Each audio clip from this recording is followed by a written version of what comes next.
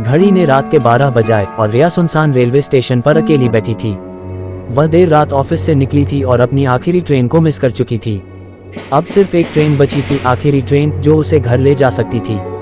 पूरे प्लेटफॉर्म पर सन्नाटा था, केवल ठंडी हवा की सरसराहट सुनाई दे रही थी। वह प्लेटफॉर्म पर बैठी अपनी घड़ी देख रही थी जब उसे दूर से ट्रेन की हेडलाइट्स दिखाई दी। कोहरे को चीरती हुई ट्रेन धीरे धीरे प्लेटफॉर्म पर आ रही थी। ट्रेन के ब्रेक लगने की चीखती हुई आवाज ने रिया के रोंगटे खड़े कर दिए। दरवाजे एक धीमी और डरावनी चरमराहट के साथ खुले। जब उसने ट्रेन के अंदर झांका तो पाया कि डिब्बे बिल्कुल खाली थे। न कोई यात्री था और न ही कोई आवाज। रिया कुछ पल के लिए झिझकी, लेकिन फिर सोचा कि स्टेशन पर अकेले बैठने से ट्रेन में जाना बेहतर है।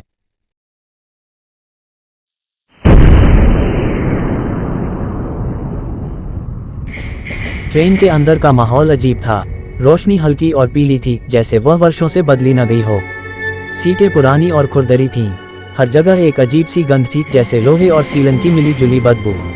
रिया ने खिड़की के पास की एक सीट पर बैठकर अपनी बैग को कसकर पकड़ लिया।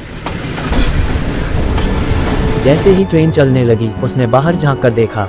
उसे महसूस हुआ कि बाहर का नज़ारा थोड़ा अजीब था। पेड़ एकदम स्थिर थे, जैसे ठहरी हुई तस्वीरें। चांद भी अपनी जगह पर अटका हुआ लग रहा था। कुछ मिनट बाद रिया ने महसूस किया कि वह अकेली नहीं है। उसने धीरे से पीछे मुड़कर देखा और पाया कि एक आदमी कई सीटों पीछे बैठा हुआ था। वह काले सूट में था और बिल्कुल स्थिर बैठा था। उसने स्टेशन पर उस आदमी को देखा भी नहीं था। रिया की धड़कनें तेज हो गईं। वह उसके चेहरे को साफ नहीं देख पा रही थी, क्योंकि वह अंधेरे में छिपा हुआ था। डरते हुए उसने अपनी नजरें खिड़की की तरफ फेर लीं, लेकिन तभी उसने महसूस किया कि वह आदमी उसकी तरफ देख रहा था। जब उसने दोबारा पीछे मुड़कर देखा तो वह आदमी अब और पास आ गया था। उसका चेहरा पूरी तरह सफेद था, उसकी आंखें गहरी और खाली। वह बिना पलक झपकाए रिया की तरफ देख रहा था। रिया घबरा कर खड़ी हो गई। तभी ट्रेन अचानक एक सुरंग में दाखिल हुई। लाइट्स झपकने लगी और चारों तरफ अंधेरा छा गया। जब रोशनी वापस आई तो वह आदमी गायब हो चुका था। रिया का दिल तेजी से धड़कने लगा। तभी उसने अपने पास वाली खिड़की पर कुछ अजीब देखा। खिड़की पर धुंध की एक परत जम चुकी थी और उस पर एक हाथ का निशान उभर रहा था। वह निशान खिड़की के अंदर की तरफ था। डर के मारे रिया डिब्बे के दूसरे हिस्से में भागने लगी। हर दरवाजा जो उसने खोला वह उसके पीछे खुद ही जोर से बंद हो जाता। वह एक एक डिब्बा पार करती जा रही थी, लेकिन हर जगह सन्नाटा था। ऐसा लग रहा था कि यह ट्रेन कभी खत्म ही नहीं होगी। आखिरकार वह ट्रेन के आखिरी डिब्बे में पहुंची। वहां उसे एक बूढ़ा आदमी बैठा हुआ दिखा। वह अपनी जगह पर झुका हुआ था और उसका चेहरा नहीं दिख रहा था। रिया ने डरते हुए पूछा, बाबा, ये ट्रेन कहाँ जा रही है? बूढ़ा आदमी धीरे धीरे उसकी तरफ मुड़ा। जैसे ही उसने अपना चेहरा उठाया, रिया की सांसें थम गईं। उसका चेहरा सड़ा गला था और उसकी आंखों में एक डरावनी रोशनी चमक रही थी।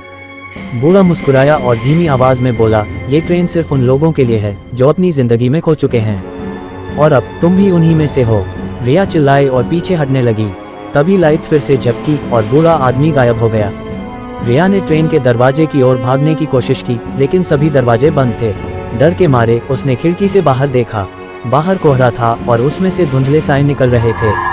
वे साए ट्रेन के साथ दौड़ रहे थे। उनके चेहरे विकृत और डरावने थे।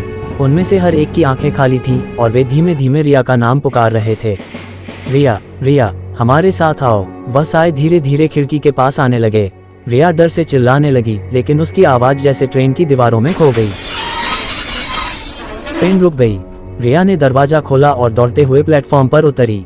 उसने चारों ओर देखा और पाया कि वह उसी प्लेटफॉर्म पर थी जहां से उसने ट्रेन पकड़ी थी। प्लेटफॉर्म बिल्कुल खाली था। उसने घबराकर अपना फोन निकाला और देखा कि एक हफ्ता बीत चुका था। वह समझ नहीं पा रही थी कि यह सब कैसे हुआ। जैसे ही उसने पीछे मुड़कर ट्रेन की तरफ देखा, वह धीरे धीरे अंधेरे में गायब हो गई। उसके साथ ही एक गूंजती हुई सीटी की आवाज सुनाई दी। रिया को अब एहसास हो चुका था कि वह ट्रेन सिर्फ एक सफर नहीं थी, वह किसी और ही दुनिया की सवारी थी, और अब शायद वह कभी इस प्लेटफॉर्म से बाहर नहीं निकल पाएगी।